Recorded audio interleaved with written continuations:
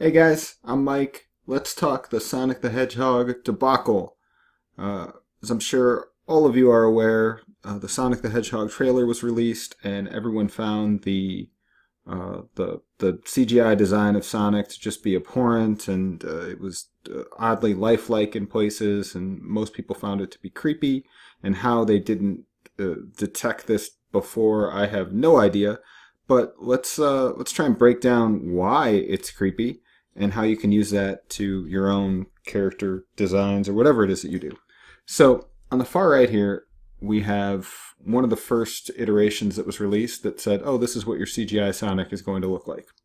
And you're not going to get a good reaction from that. I mean, this one would have been worse, in my opinion. It is a disaster for a number of reasons. Let's talk about why.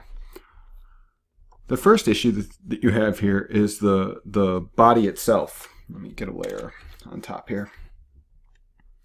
The proportions of this body are absolutely that of a superhero, of Superman. Maybe a slightly skinnier Superman, maybe something like the Flash, a tall, slender, powerful man. And when you combine that with giant feet and the head that is proportioned like a child, it is disturbing. Super disturbing. Even more disturbing are the fact that they decided to use these are not the hands of a cute little cuddly creature. These are the hands of an iron worker. They're proportioned like someone who does loaded carries all day long. These are the hands of a professional CrossFitter. I'm not sure why they thought all of these elements would make for a good design. Clearly the shoes appear to be something that, and this is a hard sell for shoes that exist, so that, I mean, don't get me wrong, I get that movies have to have product placement and blah, blah, blah, blah, but we probably shouldn't be this overt about it. It turns a number of people off.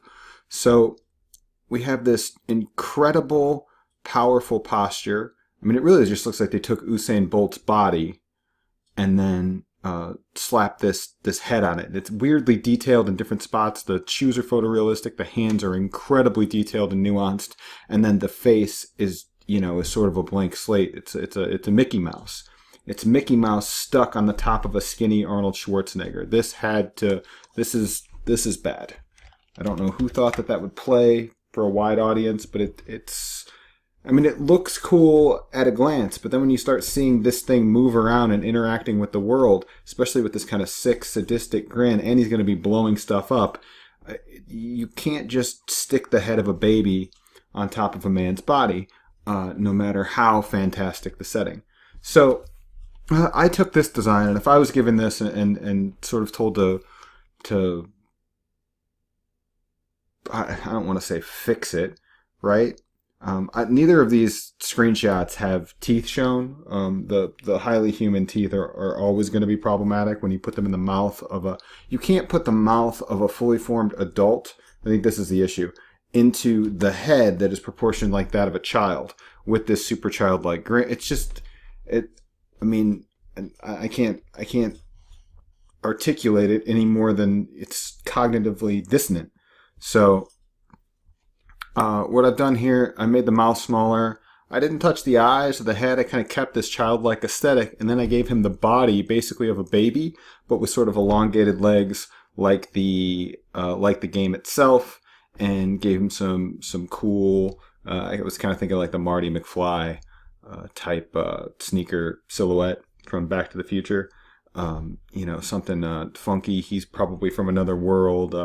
Just give him something with that. Sort of futuristic, angular flair.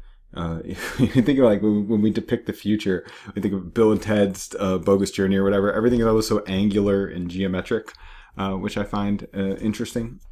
That we're getting that as we progress further into the future, like things being more organic and getting back to the earth is sort of like an important societal notion. But when we depict the future, it's like the most literal geometric thing ever. That's how, in our mind's eye, society perceives it. Maybe that's just bad design on behalf of all artistry. I don't know. And so in that case, I'm completely guilty of that here. But I think that this would have played better if they went with this more athletic, sort of anthropomorphized thing. I think the idea of it being it's baby proportioned and it has a baby head, and there's something, and I popped his gut out just a little because little humans have that, and it doesn't feel as weird and out of place. I'm not saying this would have been the best design, but this was my reaction to this.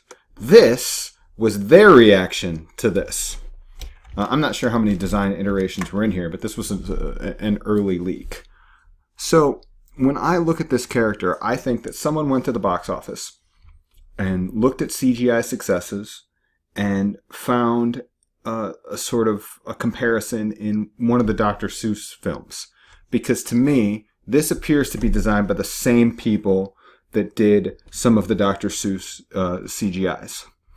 It has a decidedly Seussian feel to it, to me. And it looks like a man in a costume, not a young man, probably 12 years old, a long-legged 12-year-old runner in a costume at a theme park.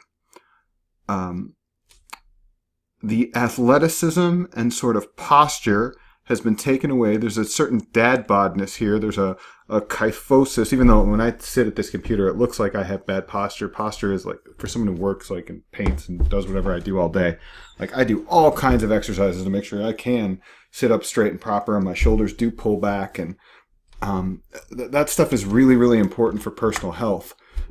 So this feels like this body is of someone that does not get any exercise at all, right? This body exists in humans.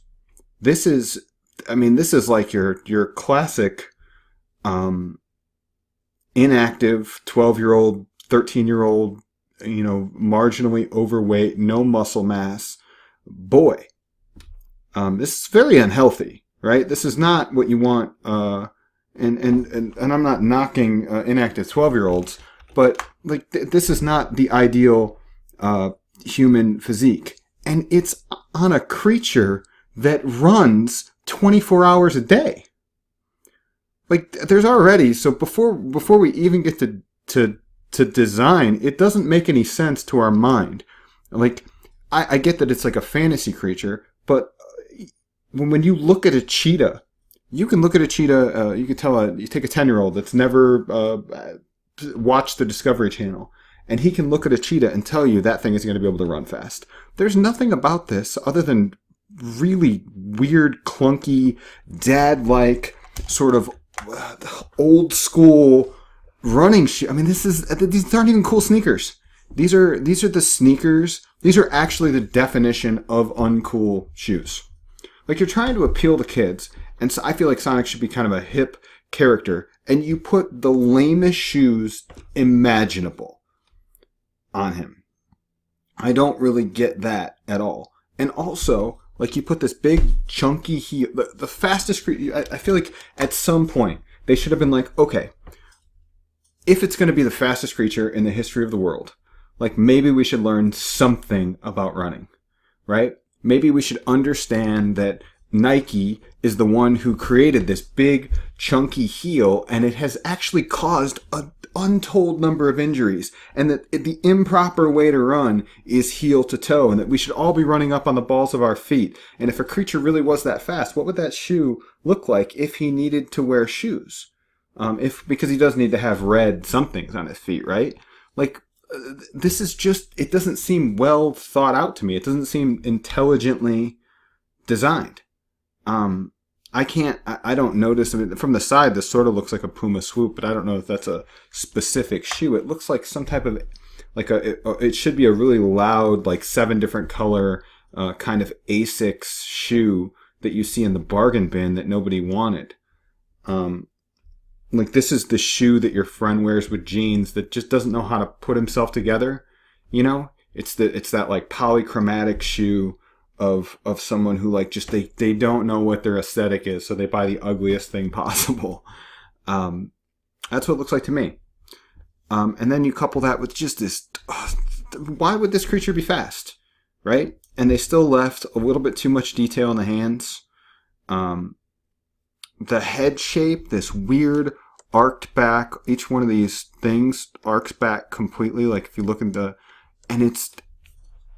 and it looks like the kind of the windswept Fonzie version of Sonic. Like the cool thing about Sonic was the plume, right? And I tried to play it up here because he was jumping, but like I want to see movement. You can't. I mean, maybe in a 2D drawing you're not going to see that, but I'd like to see some movement and bounce in his head. His eyes are far too small. The way his face is proportioned with those human-like teeth and those small eyes and that little nose is like that is if I were going to draw a human baby, right? He's got the human baby pooch, but he's got the body of an older gentleman. He's got the feet and shoes of a 45-year-old man. Nothing connects. And then and that's just from a distance, right? Like from right here, it just looks kind of awkward. It's not necessarily creepy until you see it in action. That shot at the end of the preview of him running, like, here's another issue. If you are going to take the fur off of this creature, you are going to get, you basically have a human that is missing a lot of the essential components of a living organism. I mean, imagine what these cylindrical shaped volumes are. They're not stylized enough to be thought of in terms of fantasy, and they're not human enough to be human, and he appears to have regular ankles and regular feet. That's another issue, is that these shoes are implying that he has these giant, normal human feet. Because if he's wearing human shoes, wouldn't his foot basically be the same? And I think they gave him one fewer finger, so maybe he has 4 toes. But I mean, you just I think that the lesson in all of this as an artist or as someone who, whether you paint or whether you're a character designer, a concept designer, is think through things, extrapolate them out. Like, and it would be easier for the people making these decisions. And I'm sure there are a lot of hands and a lot of notes and a lot of studio nonsense that goes on. And maybe this isn't any one person's fault. A lot of times it takes many people to screw something up completely. But most of us artists aren't working on teams, these huge teams with these huge amounts of money. It's just small projects for either big or large companies.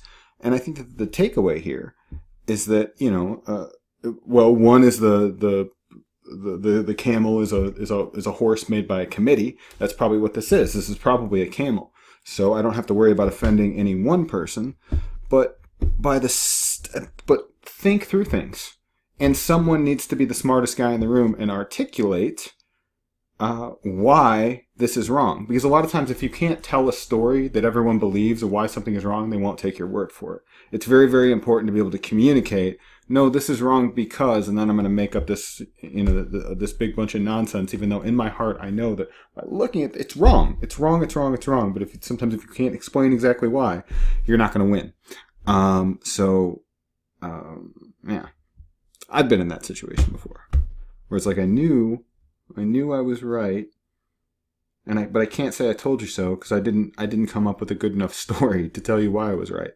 Like you can't just say like this is the thing about like anyone who is smart enough to be a genius is also smart enough to never say that. Like that's never an arguing point. Anyone that argues a point, well, I'm fucking I'm just so smart. Like that will never, like that person's never that smart. And the person who could actually win the argument with that is smart enough not to say it. So, yeah, think through things. I'm going on. I don't know why. I'm just rambling on today. All right. So let's see what we can do here to kind of, probably should have done this in Photoshop where I have better filtering tools and can warp stuff and whatnot. But we're working in Manga Studio because the project I'm working on, I'm doing in Manga Studio. So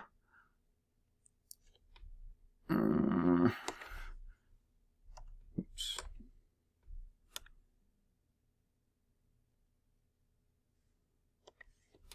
All right.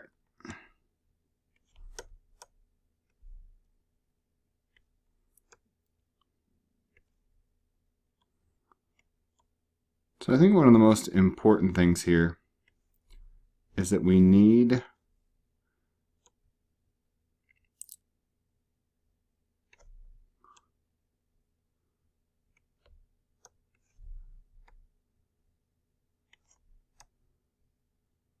we need to establish a different shape. This shape is like Power Baby, which kind of, I think that this probably could have worked in some way, shape, or form if you wanted to keep this sort of anthropomorphized thing. This like you could, this sort of, to me, I can sort of accept that this is powerful little creature. It sort of like reminds me of like a Rocket Raccoon in the. You can have this little like adult thing, but you probably need to age his face a little bit. Well, let's try and do something that is truly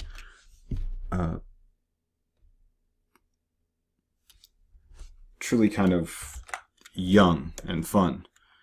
I gotta get rid of these shoes, first of all. Like, why does he have socks on?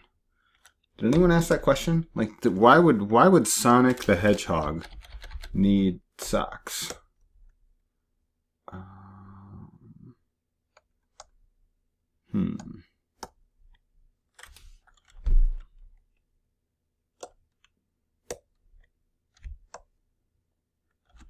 Might have something selected. Oh, I did. Okay. It's like, what is going on here? Okay.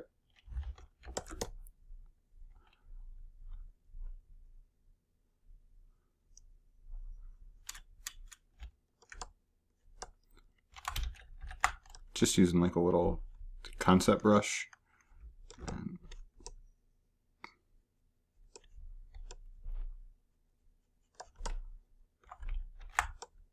I'm gonna try and keep something closer to the aesthetic of the video game, maybe.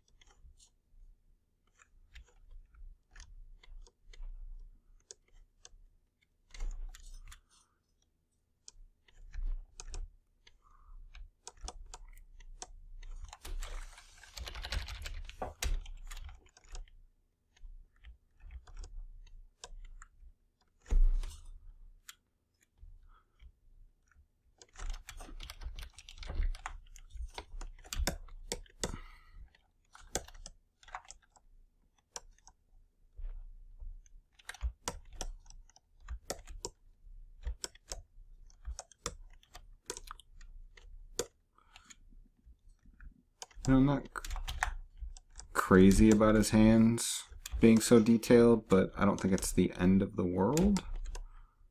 I do have to question this pooch. Like, can we just get him a little bit less believably human silhouetted? You know, the outside, the silhouette of everything. Let's forget the volume for a second, but just sort of the hard silhouette of stuff is going to tell you a lot about it. And sometimes it can be very misleading, especially for characters with really weird proportions and things like that. But when you look at the silhouette of this strange Seussian human, you could get this exact same look, minus the CGI, with just one of those mall jumpsuits for the Easter Bunny type of thing, right? It's just so awkward.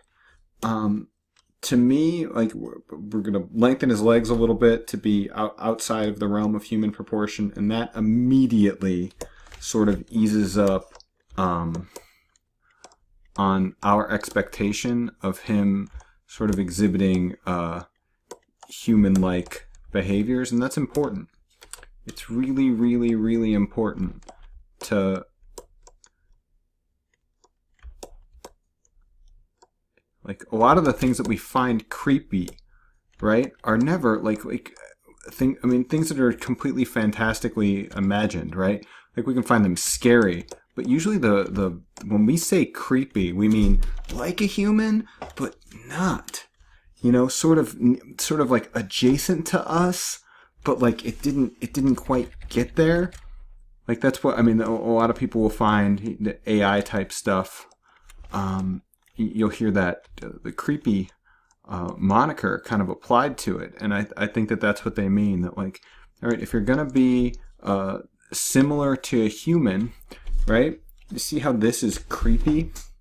Because our pupils are almost never black dots. Like regardless of me like drawing in these silly lines, because I'm gonna blend stuff out. But like it's creepy when it's like a human, but not. And I think that that's a very important thing to look for and design against. Oops.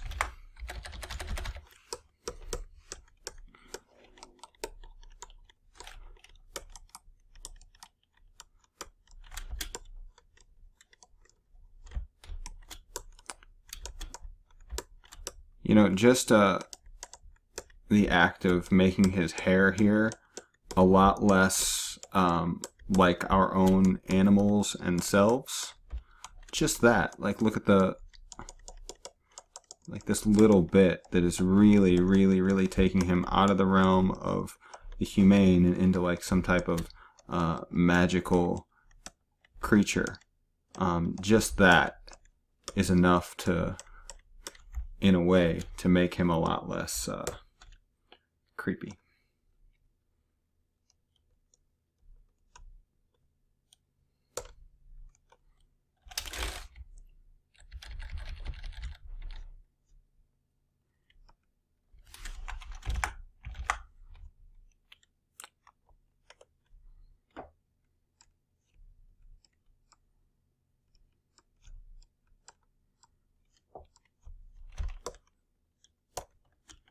See, and just breaking that eye up just a little bit makes him a lot less weird, I guess. It's the only way that I have to describe it. Take the brush density down on this.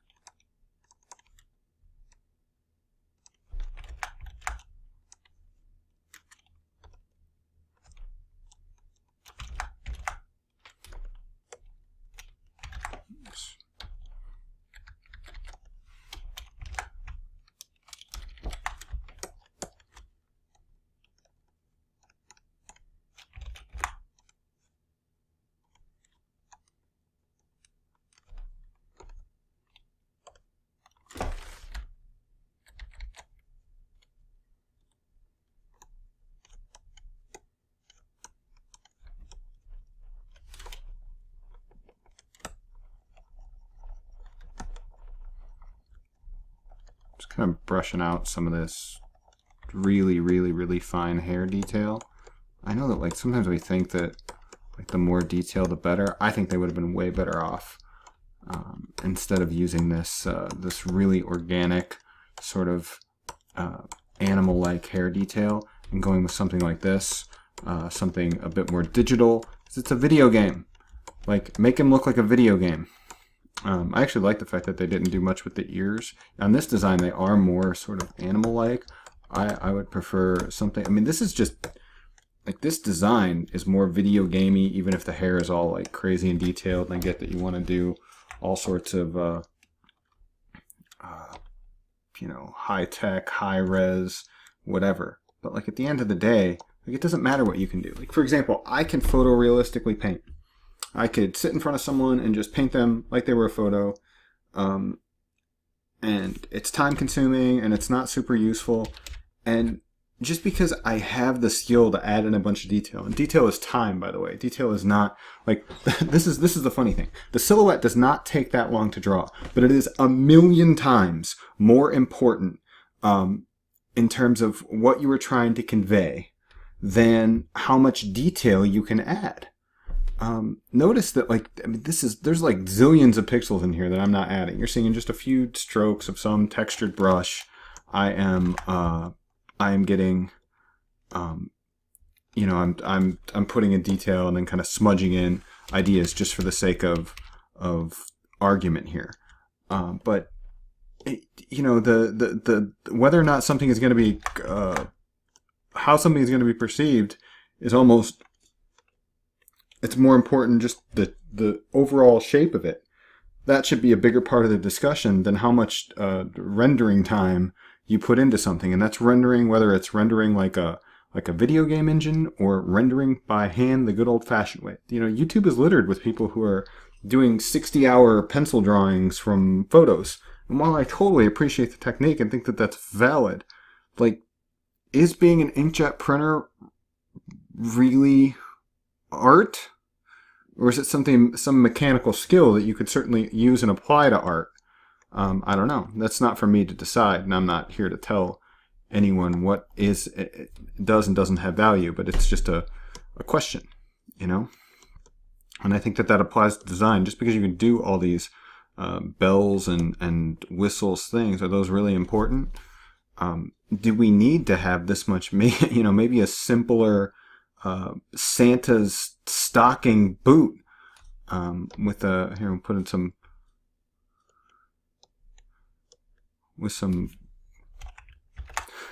white fur, you know, like, you know, is that even more effective? Is that less dumb? I don't know, but like, I would rather see this Sonic, or this shape of Sonic. Clearly there needs to be a lot, you know, bigger eyes. This tone, that is a dark skin tone that I associate with the shadowy areas of a white person's face. Okay? Anyone who does, you know, who paints or whatever, you know how to mix these tones, and you know how those tones come about. And a big thing about them is that they always contain a little bit of every primary color. That's how you start your base to mix flesh tones. Black people, white people, whoever, right? You have to mix those all together, and then you add other colors and whatnot. I think that it's a mistake to use such nuanced colors in a lot of places. Like, would it be better to, like, if we look over here, this is, I mean, it's still in that vein, but you know, that color, or if you saturate it at all, those colors really don't exist. I mean, a little bit. I mean, everybody has a little bit of purple, a little bit of red. You got all kinds of stuff going on in your skin. But just the color choices themselves.